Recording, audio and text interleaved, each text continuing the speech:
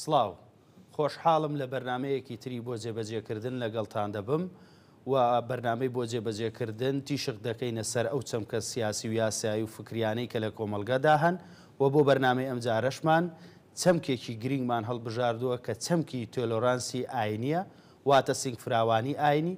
سنگفراوانی ئاینی چ کاریگەریەکی هەیە لەسەر ئاشتەوایی کۆمەلگا و ئایا ئاینی پیرۆزی ئیسلام تا چ ڕادەیەک تیشکی کردوتە سەر ئەم چەمکە و بۆ ئەم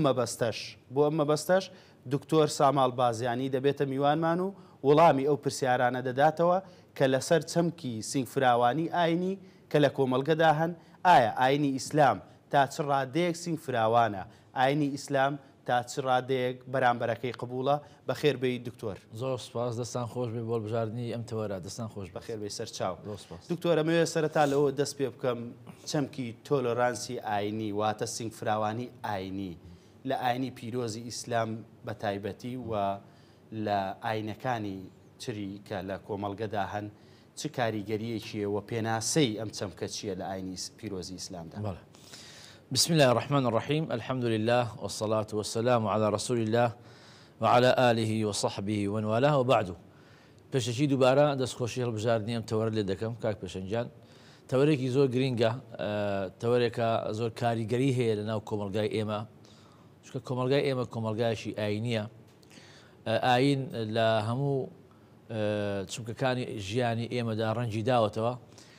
و پێویست وایە کە کۆمەلگای ئێمە تاکو خێزان ئەم بابەتانە زۆر زۆر پێی ئاشنا بن لایەن ڕوون بێت. بە حەقەت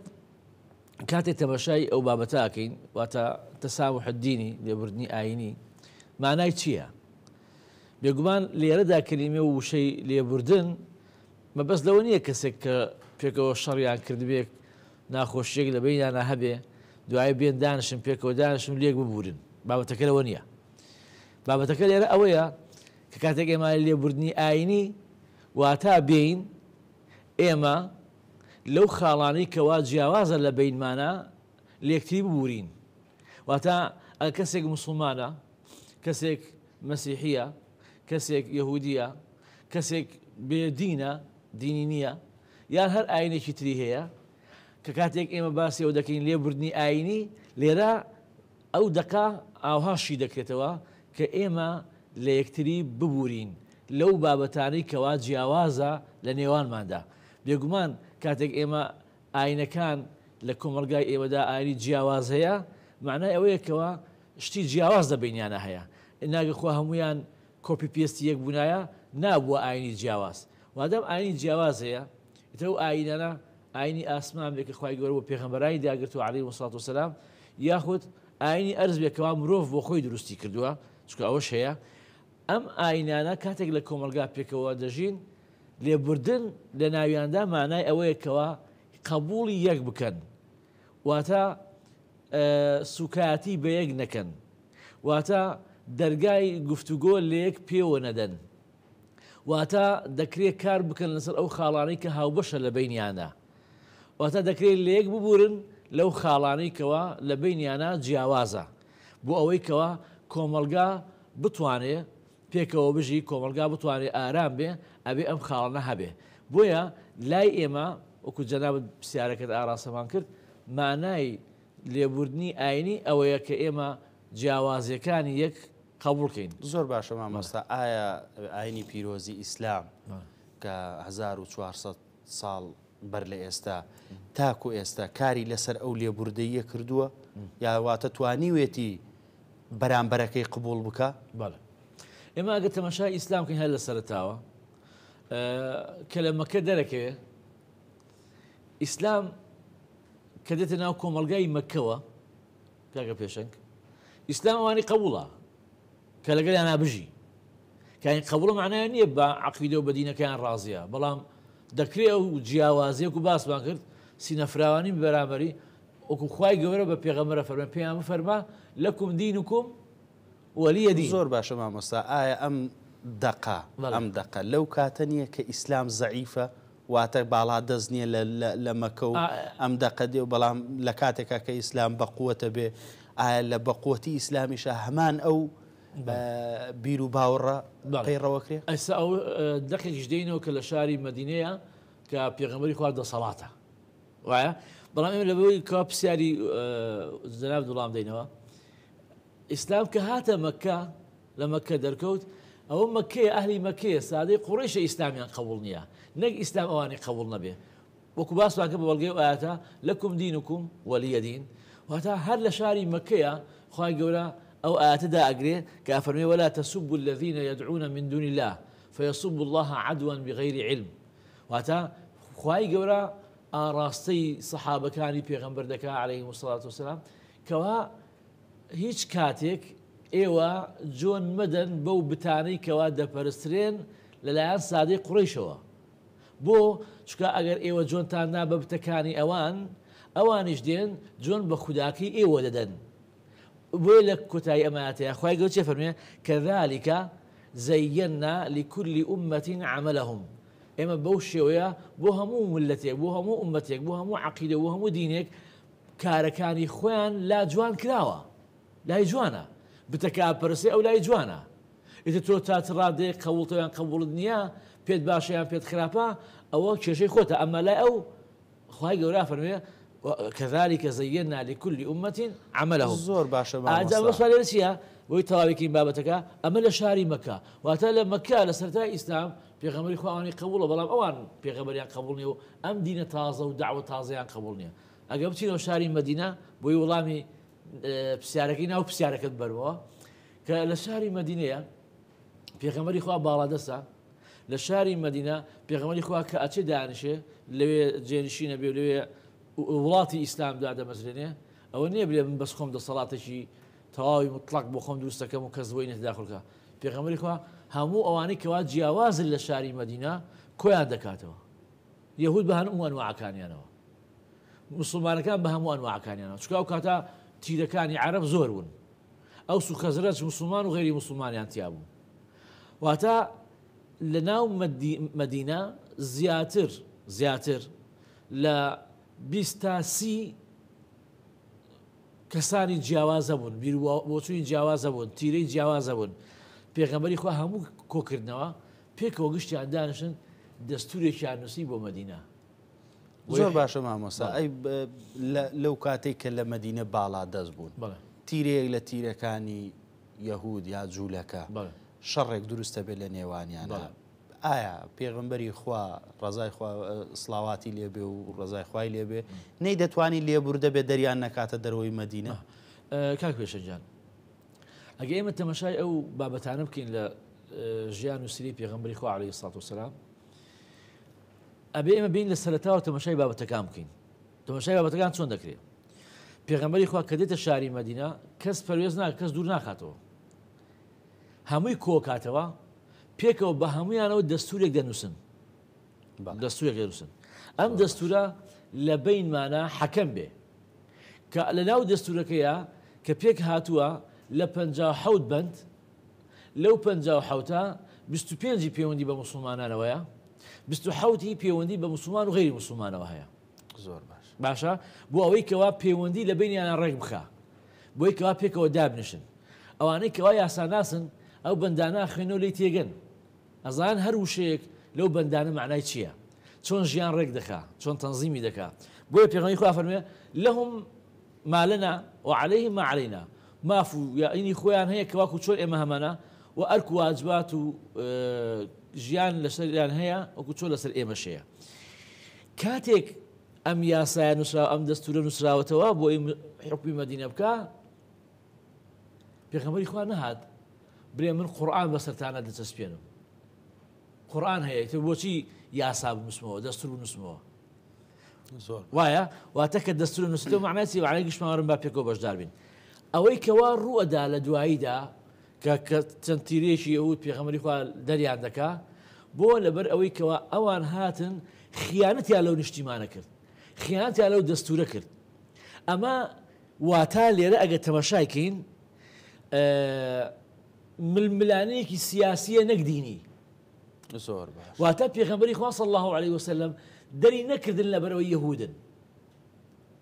چونکە ئەگەر بێت و لەبەرەوەی یەهود بن دەریان دەکات دەبوو لە سەرەتاوە لەگەڵیان دانەنیشێ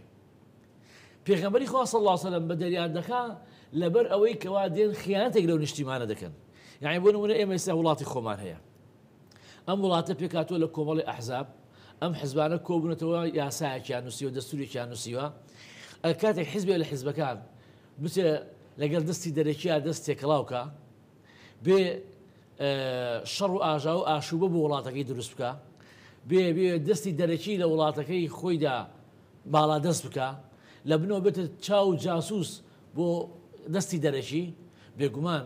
لە چوارچێوەی یاسادا ئەو کارە مەحکوم و قبول ناکرێ، ئەو کەسانە دەبێت سزا بدرێن. جا سزای ئەو کاتەی پێغەمبەری خوا بۆ ئەوان سزایەکی ئەو بکەوە لەو وڵاتە دەریان کە. واتە دەگەڕێمەوە دەڵێم ئەم خاڵە زۆر گرنگە کە بیزانین پێغەمبەری خوا صلی الله علیه وسلم کە بەشێک نەکەم هەموو تیرەکان، چونکە لە کاتی ئیمامی عومەریش لە شاری مەدینە یەهودی مابوون، واتە نەک پێغەمبەری خوا هەموو دەرکردی بێتن، ئەوانەی دەرکرد کە هاتن خیانەتیان کرد، جاسوسیان کرد، شەڕ و ئاژاویان دروستکردەوە، پێچەوانەی ئەو یاسایی کە خۆیان نووسیبیانەوە مامەڵەیانی کرد. واتە ئەمەوە دووبارەکەمەوە پێغەمبەری خوا عەلەیهی سەڵات وسەلام کە ئەوان دەرەکا ئەو دەرکردنە کاردانەوەی ئاینی نییە، لەبەرەوەی یەهودین دوێە دەریانەکە، کاردانەوەیکی سیاسیە، هەڵوێستێکی سیاسیە، موقفێکی سیاسیە. واتە ئێمە کێشەمان لەگەڵ یەهودا ئەو کاتە لەسەرەوە نەبووە ئەو یەهودیە من مسلمانم، بە ئێستاشەوە ئێستا من کێشەم لەگەڵ مەسەلەن ئیسرائیلا هەیە لەبەرەوە نییە کەوا یەهودیە، لەبەرەوەی کەوا ئەلێم وڵاتەکەمی داگیر کردووە، واتە کێشێکی سیاسیە نە کێشێکی ئاینی. جا بۆیە پێویست وایە ئەم بابەتانە بەرگی ئاینیان لەبەر نەکرێ. واتە دین و دیندار لێک زیاب بکەین. بەڵێ بێگومان دین ئەوکو باسمان کرد هەموو ئاینەکان کە هاتوونە بانگەشەی ئەوەیان کردوکەوە بەرامبەر بە ئەو کەسانی جیاوازن سنگت فراوان بێ، بەرامبەر قبولکە. ئێمە ئەگەر زۆر باشە مامۆستا ئەو دەقە شەرعیانەی کە لە ئاینی پیرۆزی ئیسلام هەیە چ دەقێکن کە تیشک دەکەنە سەر سنگ فراوانی دینی جوانە. یعنی ئێمە گە تەمەشای ئەو دەقانە بکەین کە لە هەردوو قۆناغەکەی دابەزینی قورئانە وارد بووە، لە قۆناغی مەکە کە مەبەست لە قۆناغی مەکە ئەوەیە هەر ئاەتێک یان هەر سوورەتێک کە دابەزی بێ پێش کۆچکردنی پێغەمبەری خوا لە مەکەوە بۆ مەدینە ڕوونە، یعنی پێش ئەوی پێغەمبەری خوا کۆچکە لە مەکەوە بۆ مەدینە، واتە ئەو ئاەتانی کە مەکین بۆیە لای بینەران ڕوونەوە بێت، چکە زۆر کەسەیە ئەم بابەتە نازانێ. مەکی کامەیە؟ مەکی ئەوەیە کە پێش ئەوی پێغەمبەری خوا کۆچ بکە لە مەکەوە بۆ مەدینە، ئیتر ئەو ئاەتە لا شوێنە دابەزی بێ. مەدەنی کامەیە؟ ئەو ئاەتانن کەوا لە دوای کۆچکردنی پێغەمبەری خوا لە مەدینەوە بۆ لە مەکەوە بۆ مەدینە دابەزیوە. ئەگەر تەمەشا هەردوو قۆناغەکە بکەین ئەو ئاەتانەی تێدا ڕوونە کەوا باز لە سینگە فراوانیەکە، وەکێ لەو ئاەتانی کەوا پێشەوە خوێنمانەوە کە خوای گەورە فەرمێ قل يا أيها الكافرون لا أعبد ما تعبدون ولا أنتم عابدون ما أعبد ولا أنا عابد ما عبدتم ولا أنتم عابدون ما أعبد لكم دينكم ولي دين. واتە بۆ کەسانی بێکەوە بێ باوەڕن پێیان بڵێ ئێوە عیبادەتی دینی خۆتانەکەن و خوای خۆتانەکەن، ئێمەش عیبادەتی خوای خۆمانەکەین و پێڕەوی دینی خۆمان دەکەین، نە ئێوە پێڕەوی ئاینی ئێماکەن نە ئێمەش پێڕەوی ئاینی ئێواکەین، ئێوە ئاینی خۆتان ئێمە ئاینی خۆمان. یعنی لەمە بانگەوا زیاتر چی کەوا ئیسلام هێناوێتی بۆ کەسانی کەوا غیری مسلمان و ئەو ئاەتەی کەوا جایەکی تر عینە خوێنمانەوە کە خودای گەورە فەرمێ جۆن بە بتەکانیان مەدەن، بە ئەوانی جۆن بە خوایەکەتان مەدەن.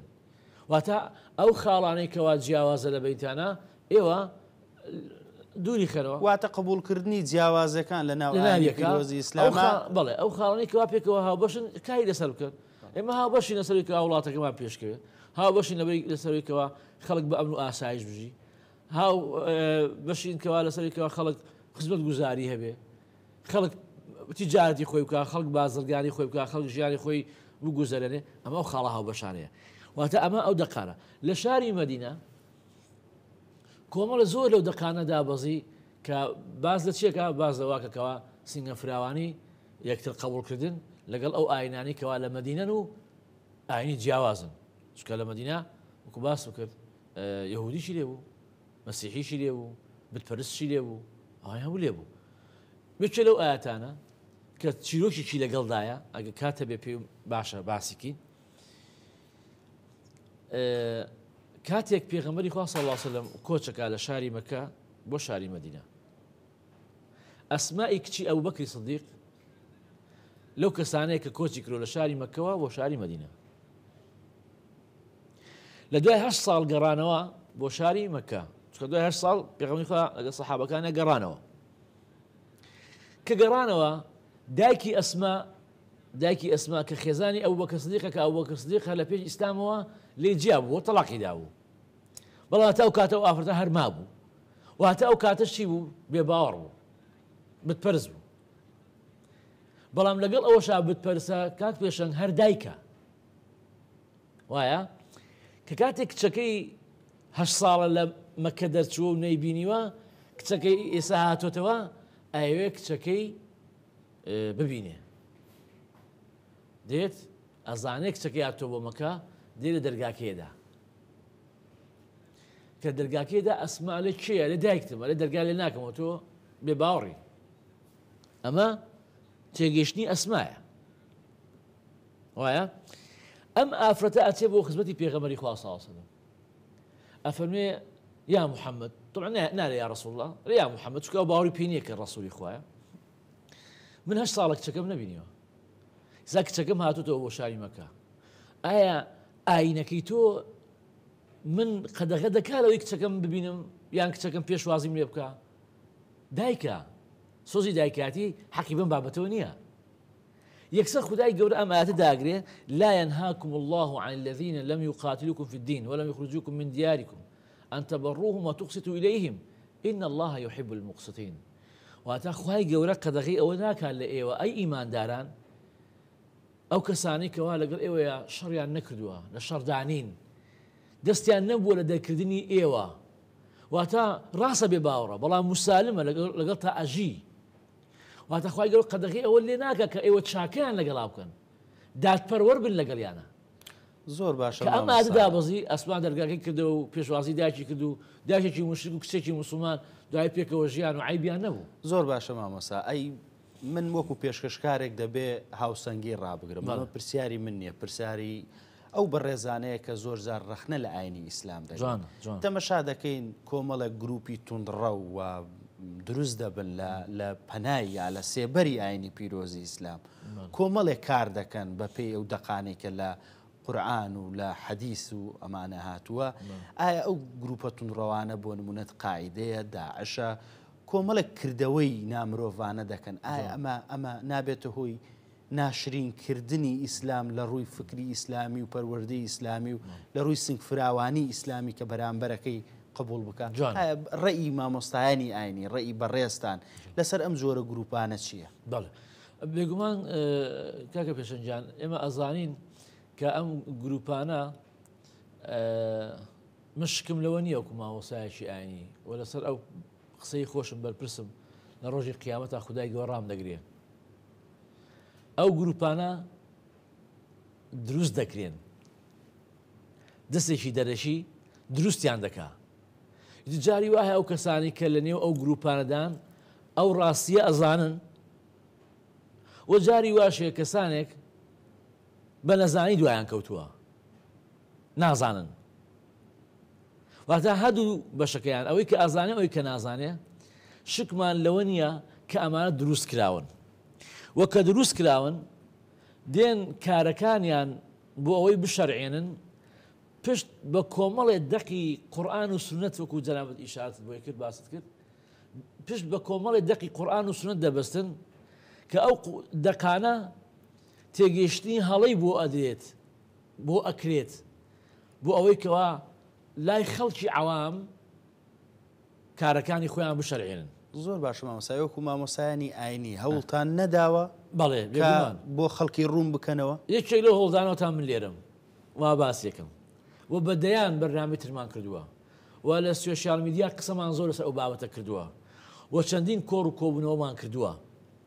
بۆ ئەوەی کەوا خەڵک لەم دەقانە جوان تێبگا مەسەن بۆ نمونە ئەو دەقانە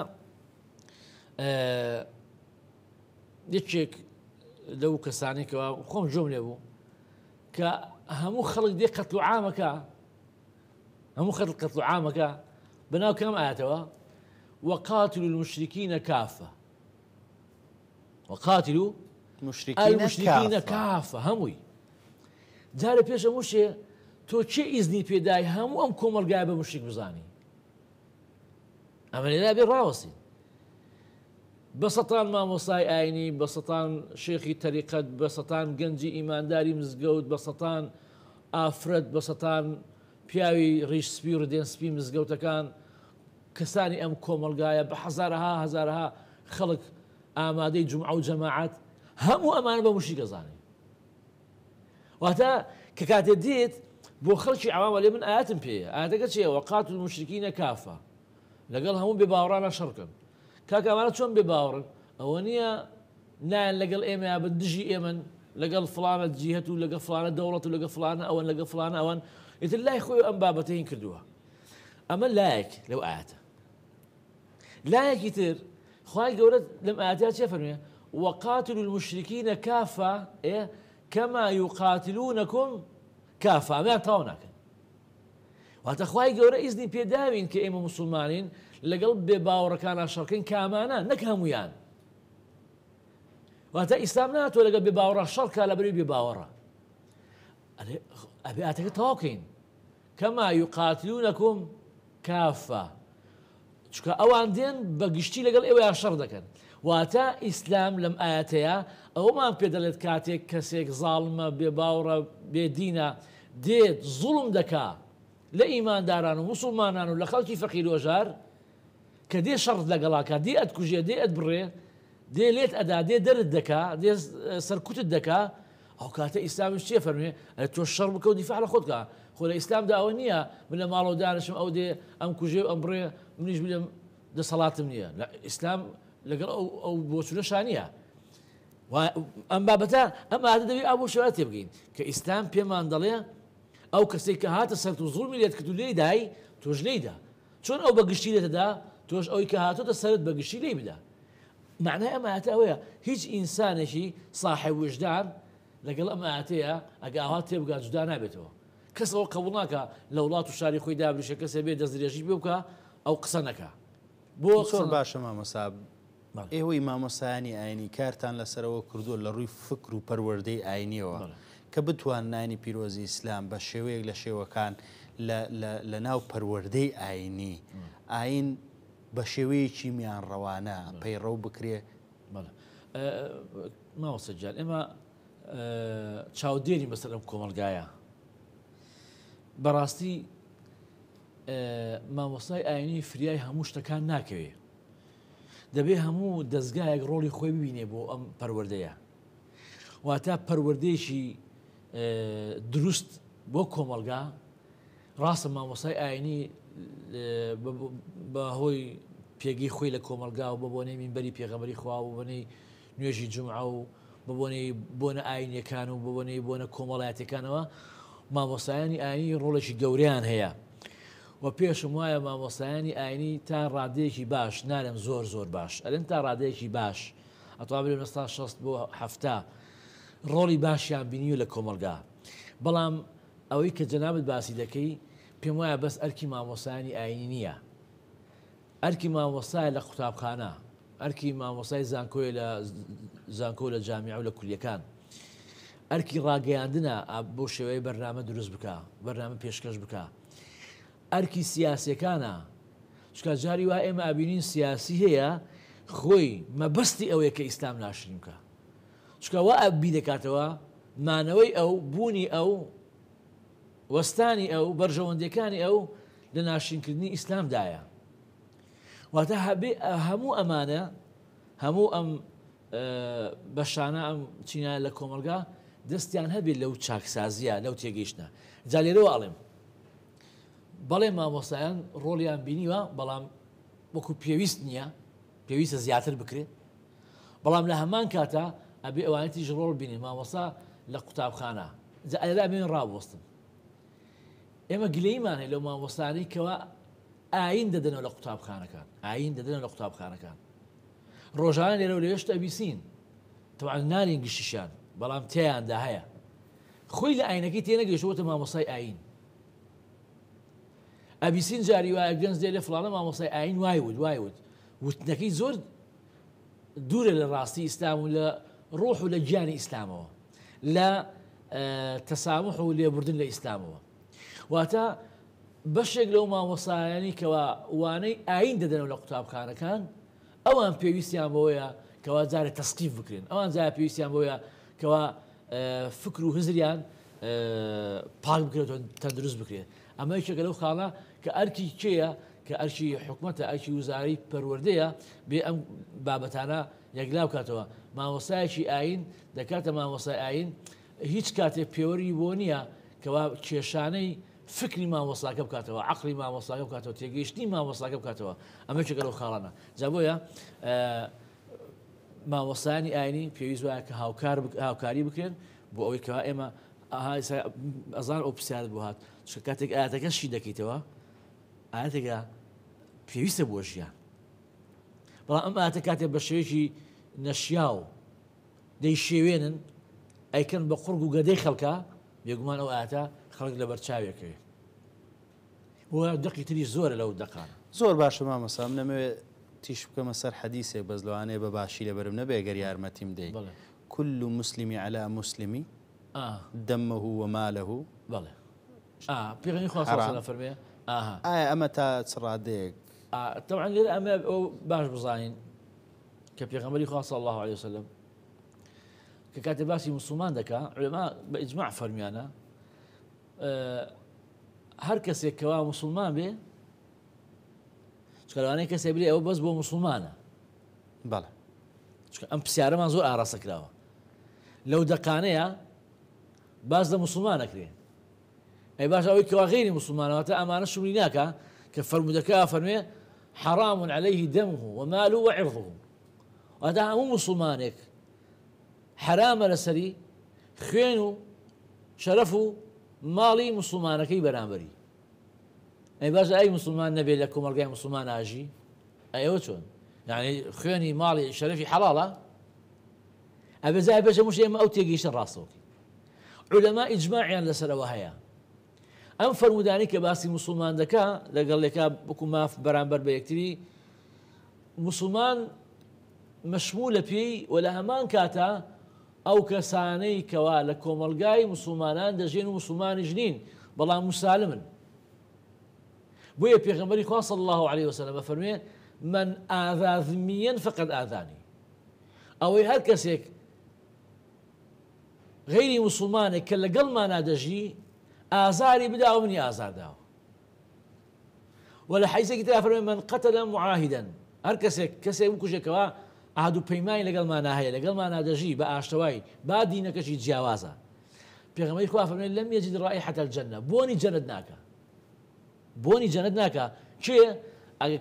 کەسێ بکوژێ و عەزیەتی بدا کە ئەو کەسە لەسەر دینەکەی تۆ نییە زۆر باشە مامەسا من ئەمەوێت سرنجت بۆ یەک پرسیار ڕابکێشم ئەویش ئەوەیە بۆ نمونە لە کاتی ڕژێمی بەعسا ئەنفالی کورد کرا ژن و ماڵ و مناڵی کورد هەمووی بردرا و کەس نازانێت لە کوێن لە ژێر ئاەتێکی قورئانە کە بە ناوی سوورەتی ئەنفال ئایا عولەمای دین عولەمای دینی ئەو کاتە مامۆستایانی ئاینی ئەو کاتە بۆچی نەیانتوانی لە بەرامبەر ئەم دیکتاتۆرە بڵێن تۆ ڕێسکەکانی ئیسلامت تێپەڕاندووە ئیسلام نییە واڵێ ئەمە بیرکردنەوە و هزری خۆتە بێگومان ئێمە ئەگە تەماشای ئەو سەردەمە بکەین لەوەیە تەمەنی هەردووکمان لەو کاتەیە ئەو تەمەنە نەبووە کە خۆمان شتەکان بخوێنەوە تێی بگین تەمەنمان لەوانەیە مناڵ بێتین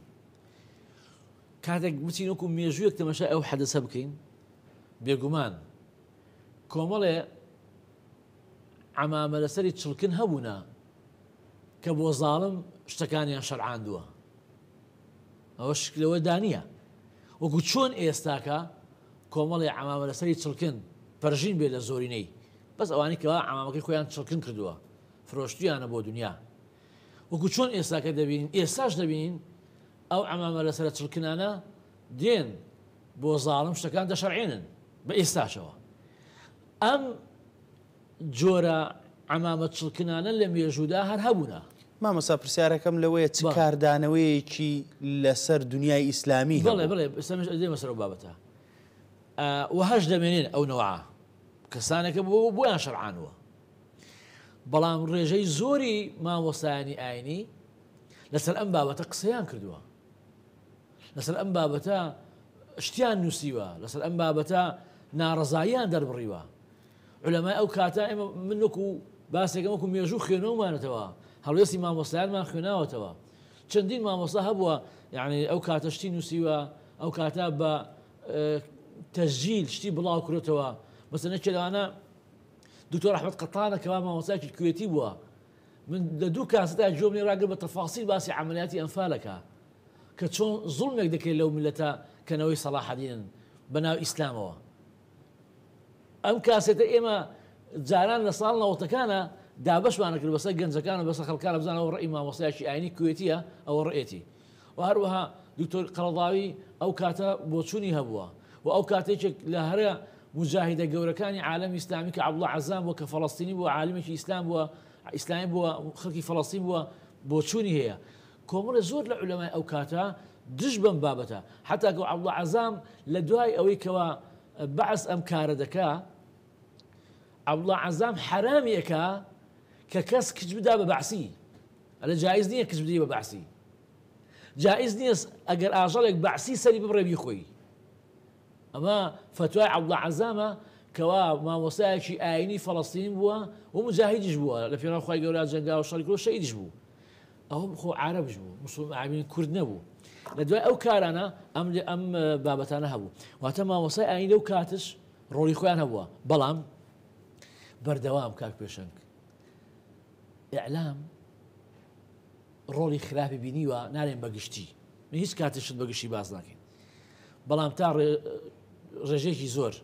ئیعلام کاری ئەوەی کردووە کەوا دەنجی حەق کبکە بڵاوی نەکاتەوە نێڵێ بە هەموو کەس بکە لەوانە ئێستا من پێم وایە لە 180 کۆمەلگای ئێمە زیاتریش ئەتوانم بڵێم نەیبیستووە کە مامۆستایەکی ئاینی لە دوایەوەی ڕژێمی بەعز دێ ئەو بەرامبەر بە کوردەکە ئەو مامۆستا ئاینیە عەرەبە خەڵکی وڵاتی فەڵەستینە فتوای ئەوادا ئیتر بەعس نابێت کەس کچیان بداتێ نابێت کەس ئەگە ئاژەڵێکیان سەر بڕی بیشی خوا چکە مسلمان نین مامۆستا ئەمە بە شێوەی تاک من بە شێوە گشتێکە باسەکەم لە دنیای ئیسلامی ینی کاردانەوەی چوای لێ نەکەوتەوە کە بێتە هۆی ئەوەی کە ئەو ڕژێمە ئەو دیکتاتۆرە ڕاگرێ ینی پێیان بڵێ ستۆپ خۆی فعلەن کاک بەشە ئێمە ئەبێەوە بزانین دنیای ئەمڕۆ چی باتەڕێوە دنیای ئەمڕۆ کۆمەڵی دەستگای باتەڕێوە لە هەموو وڵاتێک کۆمەڵی پۆلیس ئەی باتەڕێوە کە وەکووانەی خۆمان وەکو سەدام بووە یعنی مەسەلەن مامۆستا کوردەکانی خۆمان کەوا 5,000 مزگەوتیان سوتێنراوە نیە مامۆستا کوردەکان خۆمان چیان بود ئەو کاتە ئەو مامۆسایی لە کەروک ئەژیا ئەو مامۆسایی لە سلێمانی ئەژیا ئەو مامۆسایی لە هەولێر دەژیا ئەو مامۆسایی لە دوهۆک دەژیا کە مامۆسای ئاینی بوون وانە ئەو مامۆستایانە توانیان چی بڵێن لەو کاتەیە ئایا دەیانتوانی قسە بکەن یاخود ئایا لە حکمەتا بوو قسە بکەن ئایا ئەگە قسەیان بکردایە چارەنووسیان چی بوو چی چاوەڕێیانی دەکرد واتە لە هەمان کاتە ئەو دەستگا داپرۆسێرە و زاڵمەی کە حکمی ئێمەی دەکرد لە سووریاش حافظ ئەسەد حکم دەکاو وایە لە شوێنەکانی تریش حوسنی مبارەک و قەزافی حکم دەکەن لە هەموو شوێنێک ئەو دەستگا زاڵمانە هەبووە کە خەڵکیان ڕیشەکێش کرد و خەفە کردەوەی کە کەس قسە نەکا بەڵام بە شێوەی گشتی وەکو مامۆستایانی ئاینی عالەمی ئیسلامی ئەو کاتە بە شێوەی تاک چکە موئەسەسات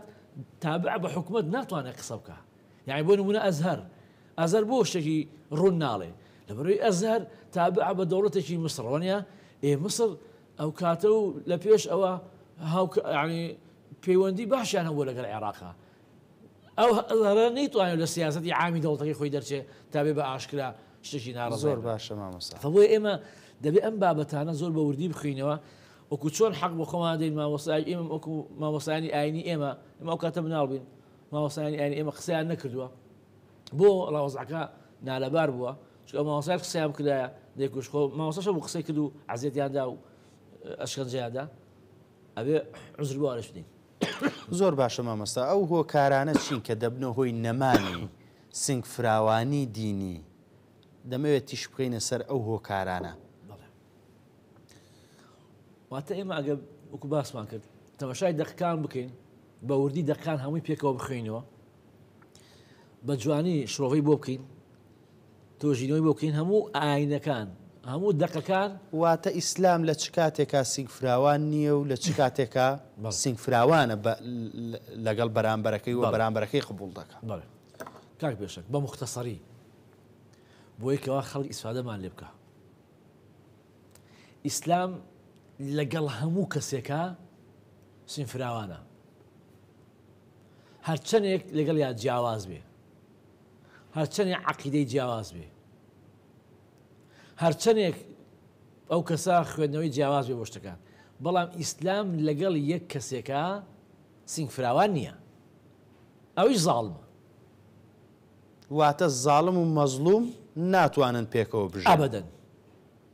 ئەی موسلیم و مشریک پێکەواژین موسلیم و مشریک پێکەوە ژیاوە لە شاری مەکە و لە شاری مەدینەش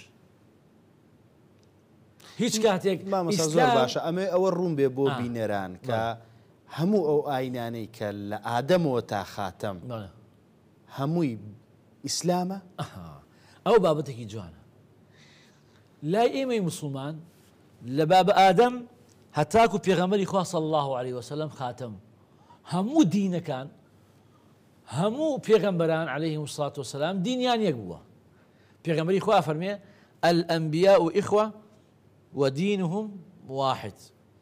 پێغەمبەران بران دینیشیان یەکە. تەماشای بابا ئیبراهیم کە کاتێک لەگەڵ ئیسماعیلی کوڕیا عليهم الصلاة والسلام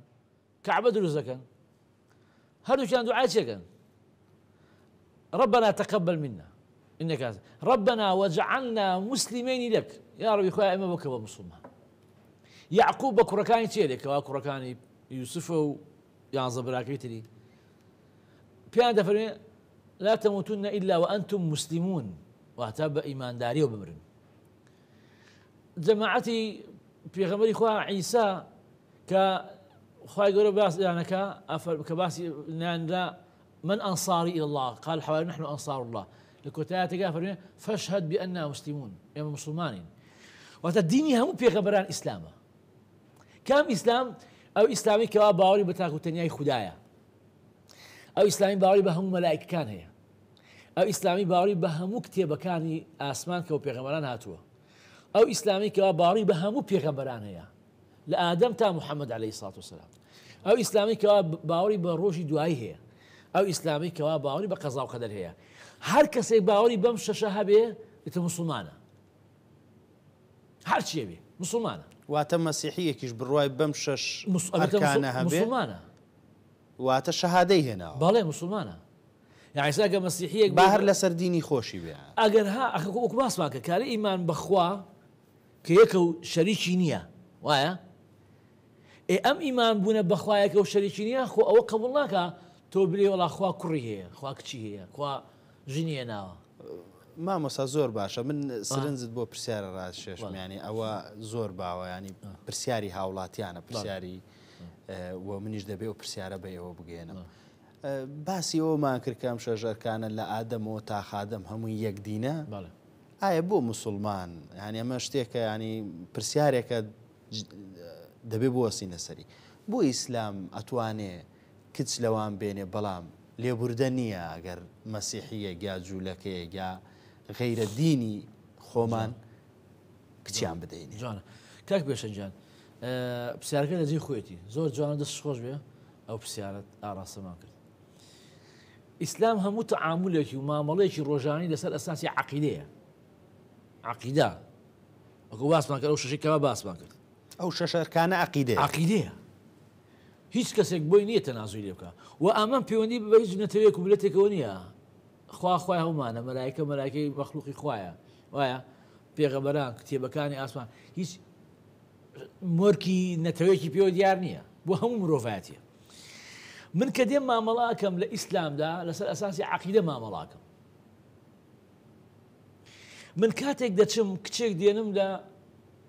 مەسیحیەکان یاخود لە یەهودیەکان لە جوو مەسەڵەن کە من کچەکە دێنم کوڕەکەی من وا پەروەردە بووە کە ڕێز لە پێغەمبەرەکەی ئەو بگرێ ڕێز لە کتێبەکەی ئەو بگرێ نەک ڕێزی لێ بگرێ کوڕەکەی من بەو مەرجە ئیماندار و مسلمانە کە باوەڕی بە عیسا و موساکەی ئەوان هەیە باوەڕی بە تەورات و ئینجیلەکەی ئەوان هەیە چکە ئێمە وتمانەها ئیمان بالله ومەلائکەتی وەکوتوبه کە تەورات و ئینجیل لە زمنی و کتێبانن وەڕسوله کە عیسا و موسا زمنی و پێغەمبەرانن واتە ئیمانی کوڕەکەی من کامڵ نابێ هەتاکو باوەڕی بە تەواوی عیسا و موساکەی ئەو ئینجیل و تەوراتەکەی ئەو نەبێ بۆیە من لە خۆم قبوڵەکەم کچەکەی بۆ کوڕەکەم بخوازم چکە کوڕەکەم 100% عقیدەکەی و دینەکەی ئەو ئافرەتە ئەپارێزێ ڕێزی لێگرێ چکە پێغەمبەرەکەی ئەو کچە پێغەمبەری کوڕەکەی منیشە بەڵام کاتێ من کچی نادەمێ بۆ لەبەرەوەی کوڕەکەی ئەو کە مەسیحیە یەهودیە پێی بڵێ وەرە بە ئاشکرا بڵێ باوەڕت هەیە بە محەممەد لێ نەخیر باوەڕت هەیە بە قوڕانە لێ نەخیر هۆکار باوەڕی پێ نییە ئەوە پرسیارەکە لەو بکەین ئەمە ناگەڕێتەوە بۆ ئەوەی کە مامۆسایانی ئاینی نەیانتوانیوە داعیەکی باش بن یا بانگخوازێکی باش بن خۆ ئەمە قسە کراوە لەگەڵیانە لەگەڵ نەک ئێستا لە کاتی پێغەمبەری خوا صلی الله عليه وسلم حەدیثێک دوو باز دەکەم کەوا پێغەمبەری خوا قسەی لەگەڵیان ناکرۆ تاکو ئەمڕۆژ قسە بەردەوامە بەڵام ئەو ئامادە نیە ئەوە بڵێ یعنی مەسەڵەن بۆ نمونە من مامۆستایەکی ئاینی وایە بە مێزەر و جوبێکی مامۆستای ئاینی و ئێستا لێرا لێم أشهد أن لا إله إلا الله وأشهد أن محمد رسول الله وأشهد أن عيسى رسول الله وأشهد أن موسى رسول الله ويا زور ويا يعني إسهموا مسلمانان كسيكني اعتراض من يبغي شو هم أنا وعقيدة معنا وما رايش بوكزاكين شو راسي إيمان معنا دي بابين أو كساني كوا غير مسلمان بابين أول إعلام وتبلكاك إما فرق معنية باروان بهو بيغمبرانية باروان بالقرآن هي وكوتشون باروان بإنجيل وتوراة هي باروان بمحمد هي وكوتشون باروان بعيسى وموسى بابين إعلاني كان إناي كان لبرو من كتشكي من آدم يتشكى أو رز عقيدة كتشكي من ناقري قال كتشكي من شو أبي عقيدكي سكاتي بران بردكري أنا باروان بمحمد كي تونيا زابوي أم بابتها زور جرينجا كوائم أجداري بين ومسلمان أولي رو بسينغ فرعاني سنگ فرانەکە خۆی ینی ئەمە لێبوردەیی و سنگ فراوانی ئیسلامە بەڵێ ئەی خۆ سنگ فرانی سنگ تەسکی کامەیە بەرابەر قبول نەکەم وانە ئێ من عیسا و موسام قبوڵە نەقبوڵمە هەرو بەشێکە لە ئیمانەکەم زۆر باشە مامۆستا ئاینی پیرۆزی چەند مسلمانێ ناوی عیسا و موسایە لەسەر چ میکانیزمێک کار لەسەر ئەوە دەکا کە کۆمەلگایەکی سنگ فراوان ئاو خاڵێکی جوانە بەس پێش ئەو خاڵە حەزەکەم بۆ ڕوونکردنەوەی ئەو بابەتە چیرۆکێکی پێغەمبەری خوا باس بکەم چکە زۆر لە مسلمان ئەم چیرۆکیان نەبیستووە بەس پرسیارەکە لەبیر نەچێتەوە پێغەمبەری خوا صلی الله عليه وسلم وەفدێکی بەنو نەجران کە مەسیحی بوون هاتنە خزمەتی پێغەمبەری خوا لە مەدینە لەکوێ لە مەدینە لە مەکەنا لە مەدینە ئەزای یعنی چی لە مەدینە یعنی دەسەڵات پێغەمبەری خوا لە لوتکەی دەسەڵاتایە ئەم وەفدە هاتن بۆ لای پێغەمبەری خوا بۆی دانیشتن وەفدێ بوون لەگەڵیا وتوێژ بکەن پێغەمبەری خوا لەکوێ پێشوازی لێکردن لە ناو مزگەوتەکەی خۆی باشە ئەو مەسجد نەبەوی کە ئێستاکە هەیە کە کاتی دانیشتن ماوەیەک پێکەوە قسەیان کرد کاتی چی هات کاتی عیبادەتی خۆیان هات عیبادەتی مەسیحیەکان هات کە کاتی وەختی ئەو بوو کە عیبادەتەکەیان کەن ئەم مەسیحیانە هەستان ڕوویان کردە ڕۆژ ئاوا ڕۆژ هەڵات عەفوەن ڕۆژ هەڵات ڕۆیان کردە ڕۆژ هەڵات دەستیان کرد بە ئەنجامدانی عیبادەتەکەی خۆیان کە بە عەقیدەی ئێمە شرکە باشە لەکوێ ئەم عیبادەتاکەن لە ناو مزگەوتەکەی پێغەمبەری خوا صلی الله علیه و سلم کە ناو مزگەوتەکەی پێغەمبەری خوا ئەم عیبادەتەی خۆیان دەکەن کە بە عەقیدەی ئێمە شرکە کۆمەڵی سەحابە بینیان ویستیان منعیان کرد چۆن شیواکە ناو مزگەوتی پێغەمبەری خوا ئەم عیبادەتاکەن کە ئێمانی شرکە پێغەمبەری خوا فەرمووی دەعوهم وازیان لەبێت لەناو مزگەوتەکەی پێغەمبەری خوا عیبادەتی خۆیان کرد پێغەمبەری خوا من عیشا من دەمەوێت بگەڕێمەوە سەرەوە پرسیارەمە جا بگەڕێمە سەر ئەو بابەتە میکانیزمەکانی ئیسلام بۆ بنیادنانی کۆمەلگایەکی لێبوردە و سنگ فراوان جوانە من بۆی ئەم چیرۆکەم باس کرد چکە ئەم چیرۆکە هەموو ئەو خاڵەمان بۆ کۆکاتەوە هەموو خاڵانەمان بۆ کۆکاتەوە کە جەناب پرسیارێکی یەکەم شت ئەوەیە ئیسلام یەکێک لە میکانیزمەکان ئەوەیە کە ئێمە دایلۆ بکەین. پێغەمبەری خوا ئەو وەفدە نەسرانیە ئیستیقبالەکە لەکوێ پێشوازیان لێکە لە مزگەوتەکە نەیفەرموو دەرگا پێوەداوە بڕۆن ئێمە لە بینمانە قسە وتووەژن. ئەمە ئیستیفزاز نییە بۆ لە ماڵ نەیکرد. ئەو کاتە پێغەمبەری خوا صلی الله عليه وسلم شۆنی قیادە و ڕیادەی ئومەت مزگەوت بوو. یعنی هەر وەفدە بەهاتایە لە مزگەوتە پێغەمبەری خوا بینی مزگەوت فراوانە خەڵک جێ بێتەوە خۆماڵەکانیان بچکۆلانەیە و دوایەوە شتی ڕسمی فەرمی نیە. زۆر حاکمە لە مزگەوتەوە حکمەکە. دەمەوێت بگەڕێمەوە سەر ئەوە میکانیزمەکان. بەڵێ خنا یەکێ لە میکانیزمەکان ئەوەیە ئیسلام لە باتی ئەوەی کەوا ئەوانەی کە جیاوازن لەسەر ئاستی ئاینە ئایدۆلۆژیەتیان جیاوازە لە باتی شمشێر بەرامبەر یەکەڵگرن با حیوارکەن. ئەوەی میکانیزم یەکەم. واتە پێغەمبەری خوا دەرگای بۆ کردوونەتەوە ئەو کەسانی کە جیاوازن بێن فەرمونون با دایلۆ بکەین با حیوارکەین. ئەو میکانیزم یەکەمە کە ئیسلام لەگەڵ دایلۆکایە لەگەڵ حیوارایە لەگەڵ گفتوگۆیایە. سامون تۆ پێکەوە لەوانەیە لە کۆمەڵی خاڵات جیاواز بین بەڵام ئیسلام فێر چیمانەکە وەرن گفتوگۆگە لەسەر خاڵە بکەن بۆ ئەوەی کەوا بتوان ئەو خاڵە لێکتی تێبگەن. ئەم میکانیزم یەکەمە. بەڵێ مامۆستا. بەڵێ پرسیارتە یان تایکم پرسیارێک لە ناوم پرسیارانە کە بەرنامەکەشم بەرەو کۆتاییە ڕوایانی ئەگەر ئیسلام دینی لێبوردەی و سنگ فراوانی بێ ئایا ئەم هەموو شەڕ و شۆڕ و ئەم هەموو فتوحات و دواتر لە ناو یەکتری زۆر شەڕ و شۆڕیان کردووە کە ئەگەر مێژوو بخوێنینەوە ئەگەر مێژوو هەندێکشی ناڕاست بێ بەڵام بەشێکمان دەداتەوە بەشێکی ڕاستە بوونی دووکەڵ معناوێ ئاگرێکەرەیە بەتەکیید جا ئەمەوێ زۆر بە کورتی چکە ئەمە ئاخر پرسیارە و ئەمەوێ زۆر بە کورتی وەڵامی ئێمە و بینێران بدەیتەوە بۆ بینێرانی بەڕێز ئەو پرسیاری پێشتر بە خێرایی وەڵامە دە بەچۆسەوە پرسیارە میکانیزمەکان چێ ئیسلام حیواری داناوە ئیسلام فێری کردوین کە ڕێز لە بەرامبەر بگرین ئیسلام فێری کردین خاڵی هاوبەش لەگەڵ بەرامبەرە کای لەسەر بکەین ئیسلام پێمانی وتووە لا يسخر قوم من قوم عسى أن يكونوا خيرا منهم کەس گاڵتە بە کەس دەکە ئەگەر لەویش باشتری تۆ مسلمانی خۆت باشتر دەزانی خۆ بەس معنای نییە گاڵتە بەرامبەر بکەی واتە ئەمانە هەمووی ئەو میکانیزمانن کە ئیسلام دایناوە ئەو پرسیاری ئەو پرسیاری ئیسلام ئەوەنە سینگە فراوان و متەسامیح ئەوەنە جوانای هەموو شەڕانە چییە یان شەڕی مسلمان نایەکات چییە وایە ئەو پرسیارێکی جەنابتە ئەمە پرسیاری بەس منیایی جەنابەت کەیسا دانیشتووی نوێنەراتی خەڵکەکەی پرسیاری خەڵکە ئەگەێنی بە مامۆسایەکی ئاینی نوێنەراتی ئاینەکە بەتاش نە من نوێنەری خۆم نە تۆ نوێنەری خۆتی تۆ نوێنەری خەڵکی من نوێنەری ئاینەکەمیان. ئیسلام لە ناو بەرنامگە قسێکمان کرد ئیسلام دژ بە زاڵمە. ئیسلام کاتێک هات ئەوەی کە حکمی خەڵکیە کرد چی بوو؟ ئەوەی کە حکمی خەڵکیە کرد کۆمەڵێ حاکمی زاڵم بوون خۆیان بەسەر ئەو خەڵکەیە چەسپانە بوو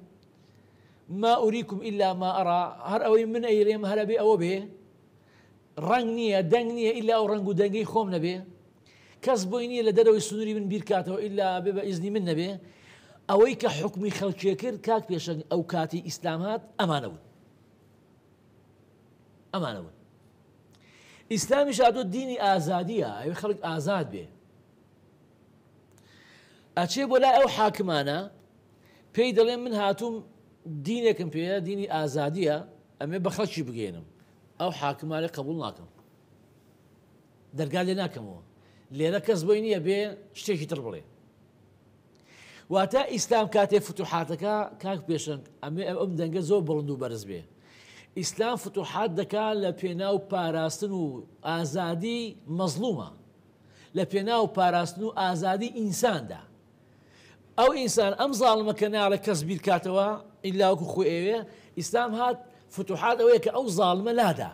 کە زاڵمەکەی لادا خەڵک ئازاد بوو ئەو کاتە خوای گەورە فەرمێ فمن شاء فليؤمن ومن شاء فليكفر ئەوەی مسلمانە با مسلمان بێ ئەوەی مسلمان نایە با مسلمان نەبێ. لا إكراه في الدين قد تبين الرشد من الغي. بۆ ئەوەی لە ڕۆژی قیامەتە من کە مسلمان نابم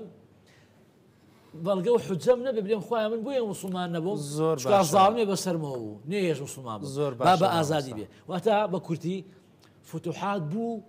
لەبەر ئەوەی کە ئینسان ئازاد بێ بە ئازادی مسلمانە بێ یان غەیری مسلمانە بێ ئەمە لەگە غەیری مسلمان ئەمما ئەوەی کە باسکە ناو مسلمانانە وەکو مامۆستایەکی ئاینی ئەوەی بە درێژایی مێژوو ڕووی داوە لە بینی مسلمانە بەڵێ هەبووە زاڵم بووە بۆ مەزلوم بووە ئێمە دائما لەگە زاڵم نەبووینە ودائما لەگەڵ مەزلوم بووینە چکە خوای گەورە فەرمێ وإن طائفتان من المؤمنين اقتتلوا فأصلحوا بينهما فإن بغت إحداهما على الأخرى فقاتلوا التي تبغي حتى تفيء إلى أمر الله دەستخۆش مامۆستا دەستخۆش بۆ وڵامەکان لێرەدا دێنە کۆتایی بەرنامەی بۆ جێبەجێکردن تا بەرنمەیەکی تر و چەمکێکی تر بەخوای گەورەتان دەسپێرم خواتان لەگەڵ